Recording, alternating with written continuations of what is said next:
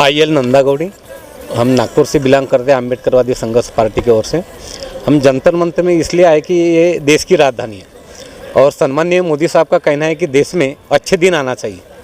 अगर देश में अच्छे दिन आना चाहिए तो देश में केवल सरकारी कर्मचारी, आमदार, खासदार, मिनिस्ट्री, पंतप्रधान, इन लोगों के अच्छे दिन आ गए और जो सामान्य आदमी है आज भी वो पेट भरने लायक नहीं है।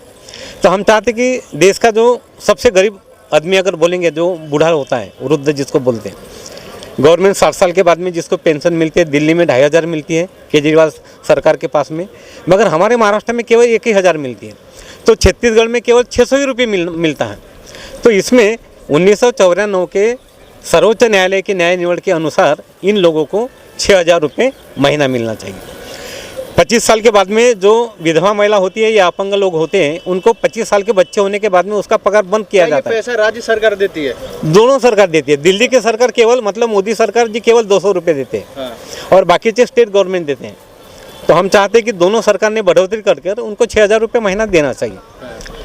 उसके साथ में तो क्या लग रहा है केंद्र सरकार कितना बड़ा है? हम तो चाहते दोनों सरकार ने आधा आधा बढ़ाना चाहिए। 6000, हाँ दोनों, एक जन में बोझा उठाना उचित नहीं है, दोनों ने उठाया तो वो हो जाता है। कितनी जनसंख्या में ये ऐसे लोग हैं? ये पूरे भारत में अभी 3-3.5 करोड़ लोग हैं। 350 करोड़ लोग? नहीं, 3.5 करोड़।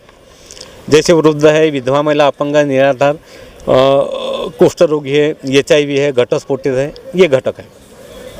तो क्या आज किसको आप लोग ज्ञापन सौंपेंगे? क्या हम प्रधानमंत्री साहब को दे देंगे ज्ञापन। कितने दिनों से ये आपकी मांग चल रही है? हमारी मांग तो ये बहुत सारे दिनों से चल रही है।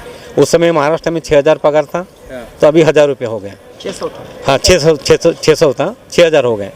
तो किसानों के वास्ते बोलना चालू कर दिए, तो फिर मोदी जी ने 6000 रुपये किसानों के वास्ते साल का लागू कर दिया। हम इसका भी महीने का मांग रहे हैं।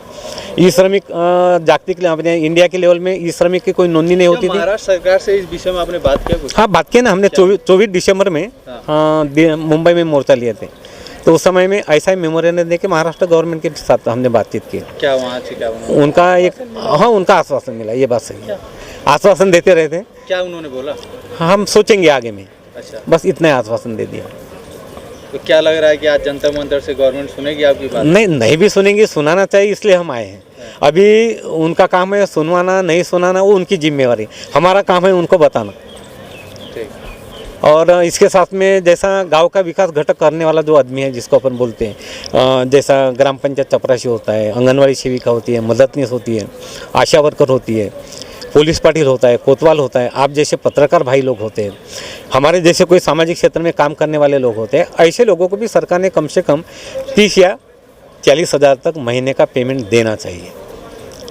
क्योंकि ये भी सोशल मीडिया में सभी लोग आते हैं, इनको भी कुछ ना कुछ आर्थिक सहयोग केंद्र सरकार के माध्यम से मिलना चाहिए।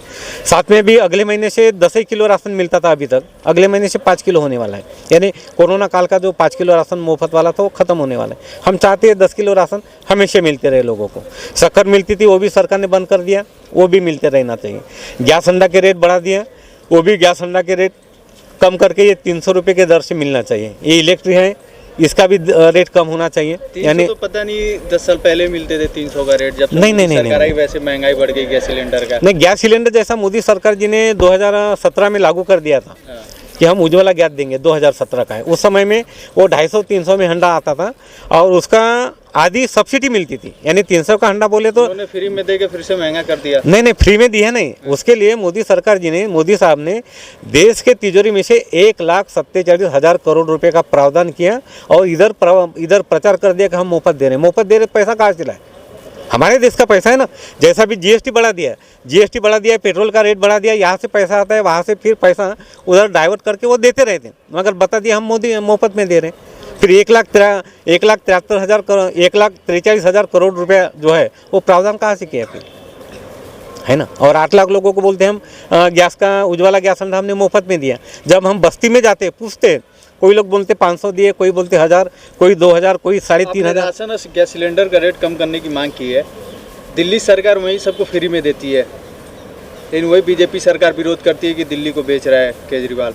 इस पर आप क्या कहना चाहेंगे कि अगर मोदी सरकार ऐसा तो करेगी नहीं? फिर नहीं, हम चाहते ठीक है, देश चलाने के लिए तो जनता के पास से पैसा लेना चाहिए और लेते ही। कोई गवर्नमेंट अपने पास से पैसा नहीं लगाएंगे, मगर ज़्यादा अगर पैसे वसूल करता है तो जनता की सेवा के वास्ते उसका रिफंड मिलना चाहिए।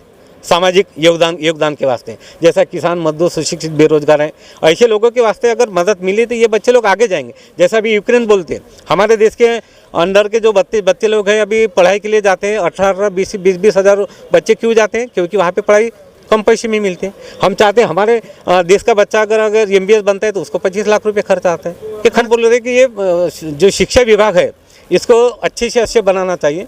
हर गरीब का आदमी अच्छे से पढ़ना चाहिए, डेवलप होना चाहिए, उसका योगदान देश के वास्ते आना चाहिए, तभी देश की तरक्की हो जाएगी। नहीं तो अभी 75 साल में देश हम देख रहे हैं। अभी मोदी साहब ने पिछले वक्त यानी नोटबंदी करके 2000 के नोट लाया, नया नोट, अभी वो मार्केट में दिखता ही नहीं। सवाल आता है ये पैसा जाता कहाँ है? मार्केट में रहना चाहिए ना। ये जब ये नोट अगर मार्केट में नहीं दिखता इसका मतलब ये किसी के पास में दबा हुआ है, उसको बाहर निकालो, देश के डेवलपमेंट में लगाओ।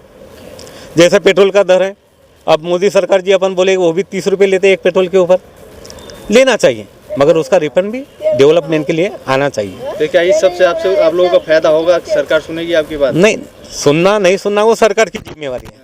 हमारा काम है देश के नागरिक के वास्ते, हमारे देश के प्राइम मिनिस्टर है उनके तक आवाज़ पहुंचाना, करना नहीं करना उनकी जिम्मेवारी है। ठीक।